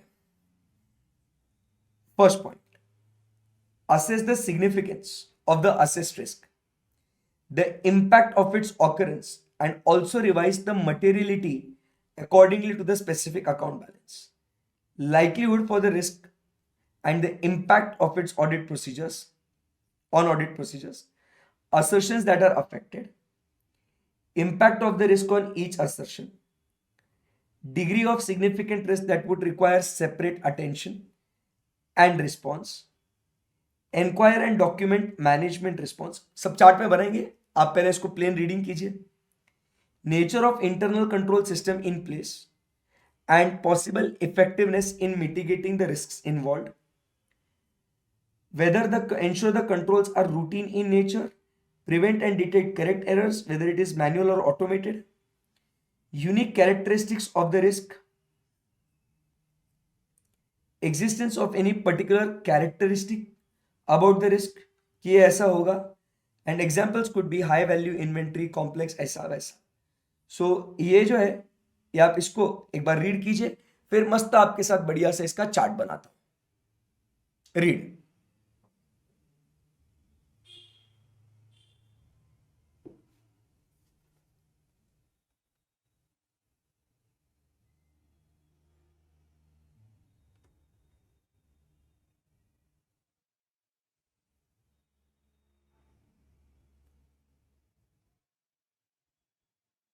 रीड करो उसको अच्छे से.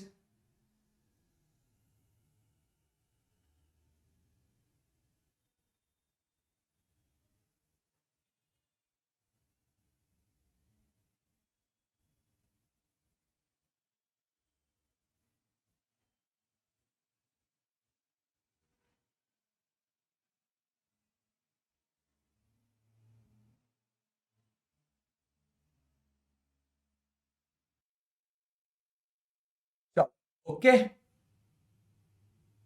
सो लेट्स सी कि अभी हम लोग क्या इसको कैसे इसको करना है. Steps for risk identification.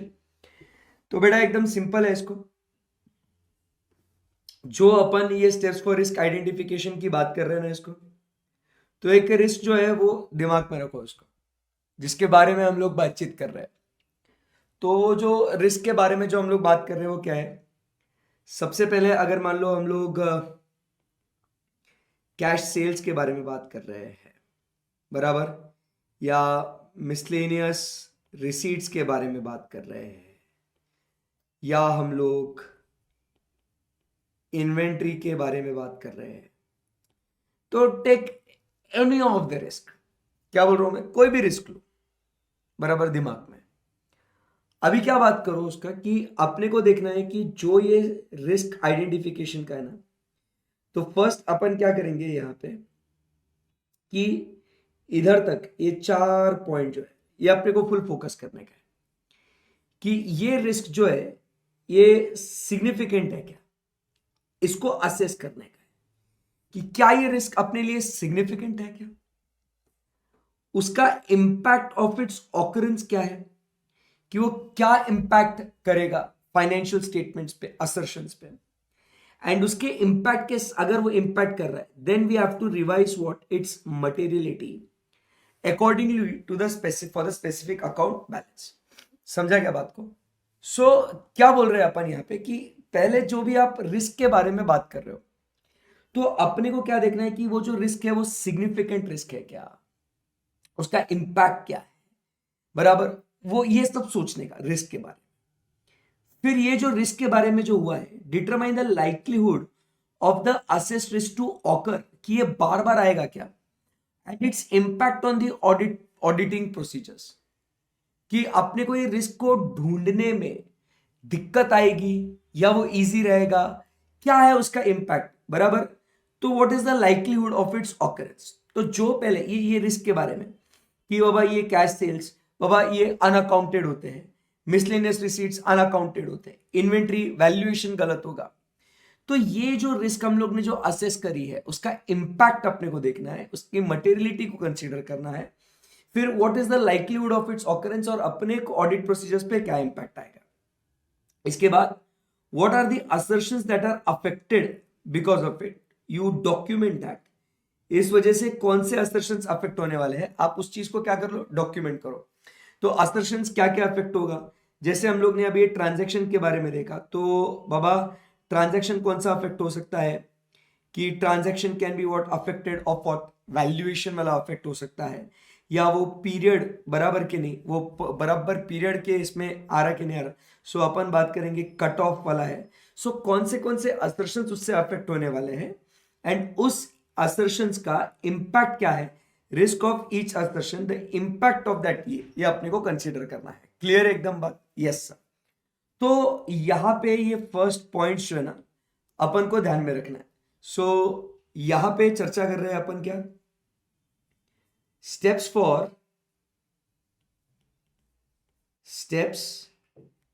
For identification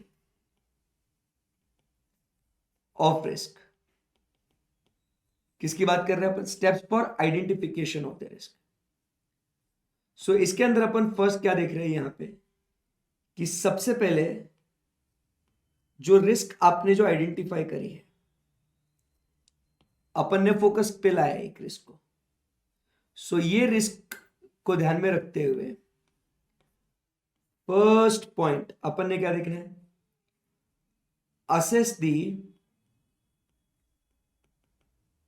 significance of this risk, बराबर, उसका ऑकरेंस नहीं, सिग्निफिकेंस ऑफ द रिस्क, उसका impact and revise materiality. Second point अपन क्या बोल रहे हैं कि ये जो रिस्क है, बराबर, you determine the likelihood of its occurrence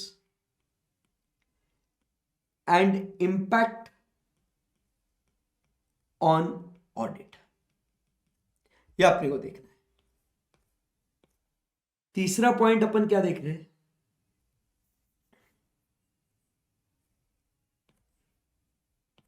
ये लाइक्लीहुड ऑफ इट्स ऑकरेंस वगैरह देख लिया। फिर उसके बाद अपने को क्या करना है, document the assertions affected, correct है। एंड यहां पे फोर्थ पॉइंट जो हम लोग बात कर रहे हैं वो क्या कह रहे हैं, इम्पैक्ट ऑन ईच असर्शन। सो पहले ये अपन ने काम करने का है, लिखेंगे एकदम आराम से। So consider the impact of risk on each assertion, ठीक है। अब उसके बाद ये सब फोकस होने के बाद अपन ने एज एन ऑडिटर ये सब अपन ने असेस कर लिया, डिटरमाइन कर लिया, डॉक्यूमेंट कर लिया, ये सब कर लिया। फिर एज एन ऑडिटर अपन ने क्या काम करना चाहिए, सो ये अपन पहले क्या कर रहे हैं, ये असेस और डॉक्यूमेंट कर रहे हैं। अभी नेक्स्ट पॉइंट क्या कहता है, यहां से आते हैं अपन,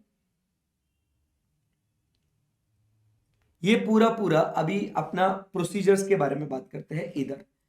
तो उसके बाद अपन ने क्या करना है, you have to identify the degree of the significant risk, whether it requires, मतलब वो कितना सीवियर डिग्री क्या है उसका, मतलब वो अपन क्या बोल रहे हैं कि हाँ भाई ये जो है ना रिस्क अपन ने सिग्निफिकेंट है कि नहीं इसको असेस करा अपन ने, बट अब वो कितना सिग्निफिकेंट है उसकी डिग्री जो है ना अपन ने उसको असेस करना है, एंड क्या उसको सेपरेट अटेंशन देना चाहिए, and response by the auditor.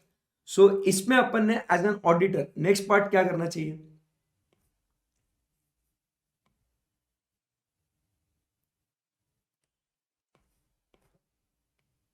ये पॉइंट्स अभी एज एन ऑडिटर अपन क्या करेंगे, रिस्क को आइडेंटिफाई करने के लिए।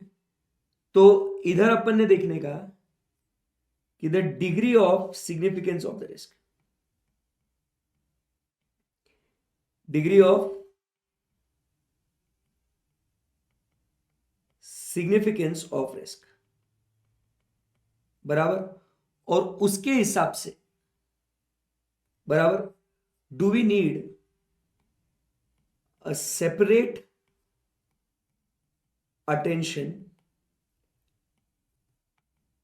and response in audit procedures, ये अपने को देखने का है। उसके बाद सेकंड पॉइंट क्या कहता है, ये तो कर लिया अपन ने, उसका डिग्री देख लिया। Then inquire and document the management response, management को बोलेंगे ये हमने आइडेंटिफाई किया है, हमको लग रहा है ये सिग्निफिकेंट है। सो अब हम लोग मैनेजमेंट से इंक्वायर करेंगे, इंक्वायर एंड डॉक्यूमेंट, इसके ऊपर मैनेजमेंट का क्या कहना है। सो मैनेजमेंट रिस्पॉन्स, अभी पूरा ऑडिट में पहले अपन ने पूरा इधर अंडरस्टैंडिंग लिया क्या कैसे क्या है, अभी क्या करने का इसको कि वो सिग्निफिकेंट है कि नहीं उसको असेस करने का, उसका डिग्री देखने का, मैनेजमेंट से पूछने का, और उनका रिस्पॉन्स को क्या करने का, डॉक्यूमेंट करने का। फिर उस रिस्क को अपन ने एनालाइज कर लिया है, सिग्निफिकेंट है, मैनेजमेंट बोल रहा है ऐसा, उसको अपन देखना है कि उस रिस्क के ऊपर what is the nature of control system, and क्या वो कंट्रोल्स इफेक्टिव है क्या, बराबर। सो यहां पे अपन ने क्या देखना,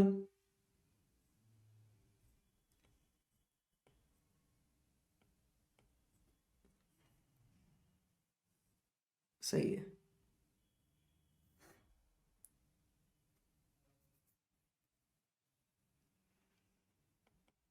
नेचर ऑफ कंट्रोल्स, सिर्फ नेचर ऑफ कंट्रोल्स नहीं, we also have to see the possible effectiveness. और ये जो कंट्रोल जो लगे हैं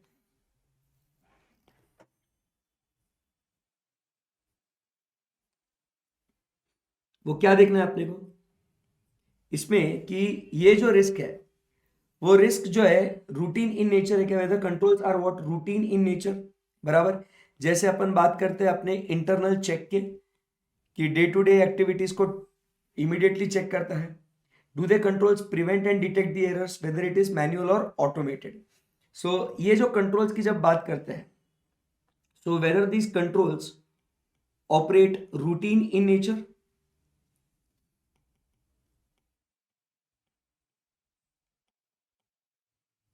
prevent, detect errors and frauds, and what is the character of the control, whether it is manual or automated. तो अगर automated controls होते हैं तो कंपेरेटिवली रिस्क क्या हो जाती है, कम हो जाती है. सो इसके लिए कंट्रोल अपने को देखना है. तो ये कंट्रोल्स के बारे में, सो ये अपन ने देखना. फिर उसके बाद वो जो रिस्क है उसके यूनिक कैरेक्टरिस्टिक्स, बराबर, और उसके साथ साथ उसके कोई पर्टिकुलर कैरेक्टरिस्टिक्स है क्या, वो अपने को देखने का है. सो यहां पे next characteristic of risk,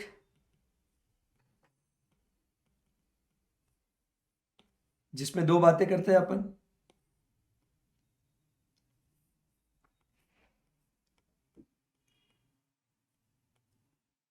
unique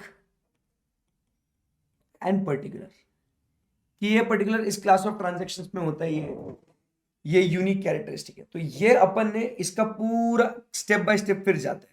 पहले इसका पूरा असेस करने का, कितनी बार आता है, कौन से असर्शंस अफेक्ट हुए, उस असर्शन में क्या रिस्क है, ये एक बार अपने को पता चल गया ना, तो उसके बाद फिर हम लोग क्या करेंगे, ये सारी एक्टिविटी करेंगे और उस रिस्क के बारे में समझ लेंगे. ठीक है. सो ये एग्जाम्पल्स है कि कहाँ पे वो रिस्क हाई वैल्यू, मतलब कहाँ पे ज्यादा सिग्निफिकेंट होगी और कहाँ पे कम. नोट करो इसको.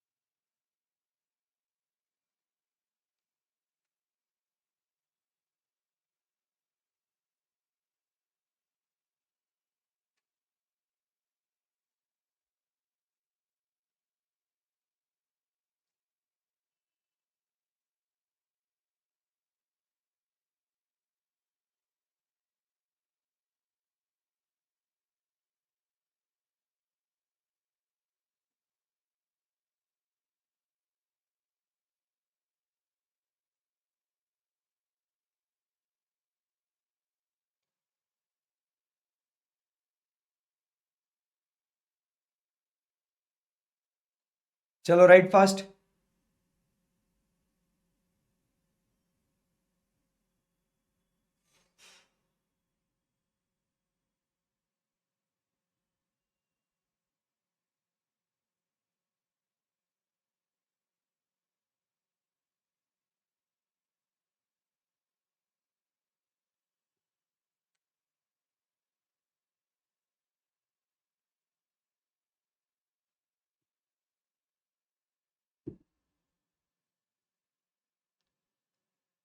हुआ क्या, नहीं, लिखो.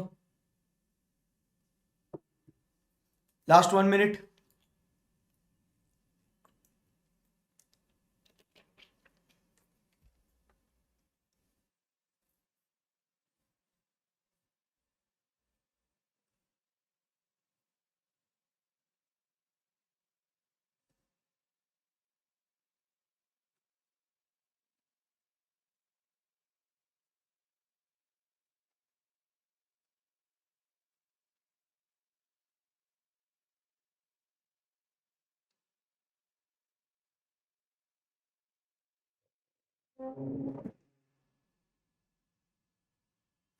चलो. सो यहां से आगे बढ़ते हैं दोस्तों. और पोटेंशियल मिसस्टेटमेंट्स की अगर बात करें, सो ये एग्जाम्पल्स है, इसको भी रीड कर लेते हैं कंप्लीटनेस के लिए. ट्रांजैक्शंस अगर आइडेंटिफाई ही नहीं किया, सोर्स डॉक्यूमेंट ही प्रिपेयर नहीं किया, ना प्रिपेयर्ड ना कैप्चर्ड, रिजेक्टेड सोर्स डॉक्यूमेंट्स, मतलब जिससे कि ट्रांजैक्शन ओरिजिनेट होता है, बराबर, मतलब अपने बिल्स या इनवॉइसेस की बात अगर करें, या परचेस ऑर्डर, बराबर के नहीं, क्रेडिट नोट, डेबिट नोट, बराबर, अगर ये ट्रांजैक्शन ही, मतलब ये सोर्स डॉक्यूमेंट की जो बात कर रहे हैं ना अपन, इसके एग्जांपल्स लिख रहा हूं मैं यहाँ पे. तो सोर्स डॉक्यूमेंट वो क्या है, अपन बोल रहे हैं सेल्स और परचेस इनवॉइस की अगर अपन बात कर रहे हैं तो जिसकी वजह से ट्रांजैक्शन आपने रिकॉर्ड नहीं किया, बराबर। डेबिट और क्रेडिट नोट आपने रिकॉर्ड नहीं किया, बराबर कि नहीं। कस्टमर का परचेस ऑर्डर, तो ये सब अगर डॉक्यूमेंट ही नहीं है तो वो एंट्रीज ही नहीं होंगी, तो दैट इज अ रिस्क, बराबर। एग्जिस्टेंस, जो रिकॉर्ड किया गया है इट इज फिक्टिशियस और अनऑथराइज्ड, बराबर। Fictitious you all understand now, it is fake. ये आप ऑडिट्स में आप देखते हो क्लाइंट प्लेस पे कि अगर ये इनवॉइसेस जो हम लोग बोलते हैं ना सपोर्टिंग डॉक्यूमेंट, सोर्स मतलब क्या कह रहे हैं अपन, सपोर्टिंग डॉक्यूमेंट्स ही if these are not found तो प्रॉब्लम है। उसके बाद source documents are overstated, duplicated, बराबर। फिर उसके बाद capture of source document is duplicated, transaction duplicated, invalid source, ऐसा। रिकॉर्डिंग में inaccurate recording, processing of transactions that is inaccurate, inaccurate adjustments, और one period are recorded in another period. तो ये सब क्या है, these are the possible potential misstatements, these are the indicators कि इस वजह से गड़बड़ कुछ हो सकती है। करेक्ट है एकदम, यस सर। तो ये सारे सारे जो इंस्टेंसेस है ये हम लोग को फोकस करना है कि इधर जो ऊपर हम लोग बात कर रहे हैं what are the steps for what identification of risk, तो ये पॉसिबल इंडिकेटर्स है, वो कितनी बार हो सकता है, उसका इंपैक्ट क्या है, कौन से असर्शंस को अफेक्ट करेगा, उसके लिए कंट्रोल्स क्या है, वो कंट्रोल्स का नेचर क्या है। तो ये सारी बातें जो है अपने को देखना है। Understood, yes sir. अभी एक इंपॉर्टेंट कॉन्सेप्ट है, आज हम लोग इसको स्टार्ट करेंगे, फिर नेक्स्ट सेशन में इसको हम लोग थोड़ा बहुत ऊपर लेके जाएंगे, ठीक है। जो है रिस्क बेस्ड ऑडिट, एकदम बढ़िया कॉन्सेप्ट है ये। और आप भी शायद जब आप ऑफिस में ऑडिट करते हो तो इसके ऊपर बहुत ज्यादा आप फोकस करते हो। वो ऑडिट कौन सा है अपना, रिस्क बेस्ड ऑडिट। आप समझने की कोशिश कीजिए, ये पहले आपको मैं पूरा बेसिक उसका बैकग्राउंड थीम देता हूं, एंड वो होने के बाद फिर अपन इसको रीड करेंगे। देखो, ट्राई टू अंडरस्टैंड, जब हम लोग इस चैप्टर की शुरुआत कर रहे थे तो हम लोग ने क्या बोला था कि the audit that we are suppose to do, वो कैसा करने का अपने को। तो सर अपने को जो ऑडिट करके ओपिनियन देने का है वो ओपिनियन कैसा होना चाहिए sir, the financial statements, yes we said that it should be free from material misstatements, correct है कि नहीं। तो when we say that it should be free from material misstatements, मतलब अपन क्या कहते हैं कि सर अपने फाइनेंशियल स्टेटमेंट्स के अंदर it should be free from the risk of material misstatement. वो risk of material misstatement, risk of material, ये लिखो मत, ये अभी कचरा कर रहा हूं मैं। तो ये क्या है अपने को, ये रिस्क ऑफ मटेरियल मिसस्टेटमेंट जो है ना, ये रिस्क ऑफ मटेरियल मिसस्टेटमेंट नहीं होना चाहिए, सही है ना एकदम। It should be free from material misstatement. So we see that कि इसके अंदर ये रिस्क ऑफ मटेरियल मिसस्टेटमेंट नहीं चाहिए, बराबर है। मतलब ऐसा अगर बोलूं मैं आपको कि financial statement should be free from material misstatement, मतलब अपन क्या देख रहे हैं यहाँ पे कि मिसस्टेटमेंट्स की अगर बात करें अपन, बराबर है कि नहीं। सो मिसस्टेटमेंट्स एक तो क्या होगी, होंगे या तो नहीं होंगे, बोलो do you agree with this, yes sir. So ये मिसस्टेटमेंट्स क्या बोल रहे हैं अपन, एक तो ये मिसस्टेटमेंट्स होंगे या तो नहीं होंगे, नहीं है तो कोई बात नहीं, बट अगर ये मिसस्टेटमेंट्स है तो दो बातें होगी, एक तो ये मटेरियल होगा या तो मटेरियल नहीं होगा, मटेरियल है या तो ये मटेरियल नहीं है। तो आप मुझे एक बात बताइए कि ये जो रिस्क के बारे में अपन बात कर रहे हैं, ये मिसस्टेटमेंट्स की, अपन जब ये financial statements when it is free from material misstatements, तभी अपन बोलते हैं ना कि it is what true and fair, yes. और अगर वो मटेरियल मिसस्टेटमेंट्स है तो हम लोग क्या कहते हैं, it is not giving true and, it is not giving what true and fair, ये हम लोग ऐसा बोल देते हैं इसको कि it is not giving true and fair, खत्म है ना एकदम बात। तो अपन पूरा जो अपना ओपिनियन जो है, अपने को जो पूरा काम करना है, अगर रिवर्स में आपको अगर लेके चलो तो अपन क्या फोकस कर रहे हैं, ओपिनियन देने के लिए मटेरियल मिसस्टेटमेंट है या नहीं है वो देखना है, मतलब ही रिस्क है या नहीं वो देखना है। तो एक दिमाग में ख्याल आया कि क्यों ना भाई मैं जब ऑडिट करूं तो रिस्क के बेसिस पे ही ऑडिट करूं। हाँ समझ में आ गया आपको। तो क्यों ना मैं ऐसा ऑडिट करूं जो सर पूरा किसके ऊपर बेस्ड है, पूरा रिस्क के ऊपर बेस्ड है, पूरा का पूरा रिस्क के ऊपर बेस्ड है, सही बात है ना एकदम। सो इस पूरे फंडा को अपन क्या कहते हैं कि जब ऑडिट करना स्टार्ट करूंगा तो उन्हीं एरियाज पे फोकस करूंगा जहां लगता है कि जहां पे रिस्क बहुत ज्यादा है, जहां पे मटेरियल मिसस्टेटमेंट होने की संभावना बहुत ज्यादा है। तो वो अगर मेरे एरियाज कवर हो गए ना भाई, तो यार मेरा जो मटेरियल एरिया है जिसमें रिस्क मेरे को लग रहा है, अगर वो सब कवर हो गए तो क्या हो जाएगा। मैं तो आसानी से बोल सकता हूं ना कि financial statement gives true and fair. तो आप भी जब ऑडिट करते हो तो आप मेजर सेंसिटिव एरियाज को फोकस करते हो। अगर भाई ये सारे एरिया सही है ना, लाइफ झिंगा लाला एकदम, हाँ that is called as what, risk based audit. Done है एकदम। सो क्या कहता है risk based audit? So audit should be, focus करो अभी बहुत मजा आएगा, कैमरामैन फोकस करो। So audit should be risk based और focused on the areas of greatest risk. उन्हीं चीजों पे फोकस करो जहां पे आपको लगता है ज्यादा रिस्क है, क्योंकि अगर वो एरिया जिसमें आपको ज्यादा रिस्क लग रहा है, अगर उसमें अगर रिस्क मिटिगेट हो गई तो आपका काम ही खत्म ना भाई, बराबर। To the achievement of the audited entities objectives, ठीक है ना। Risk based audit is an approach जिसमें क्या करते हैं, to that analyses the audit risk, बराबर। What we do is we analyse the audit risk, उसमें मटेरियलिटी लेवल को सेट करते हैं based on the audit risk analysis, and then develop the audit programme that allocate larger portion of the audit resources to which areas, yes absolutely to the high risk areas. तो पहले हम लोग सारे risk को analyse करते हैं, बराबर।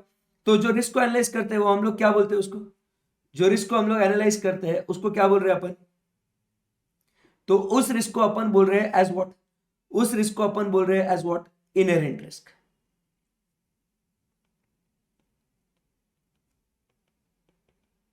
उसको बोल रहे हैं अपन क्या, इनहेरेंट रिस्क। उसको एनालाइज करते हैं, फिर उसकी मटेरियलिटी लेवल चेक करते हैं कि वो कितना मटेरियल है कितना इमटेरियल है, और उसके हिसाब से then we develop the audit programme which allocate the larger portion of our audit resources to what, those high risk areas.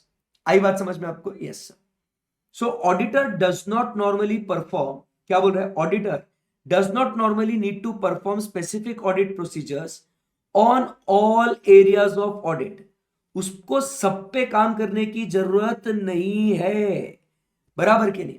he only needs to focus upon the areas which are identified as major risk that could result in the financial statement, that could result that financial statements being what, materially misstated। उसी area पे focus करो, बराबर।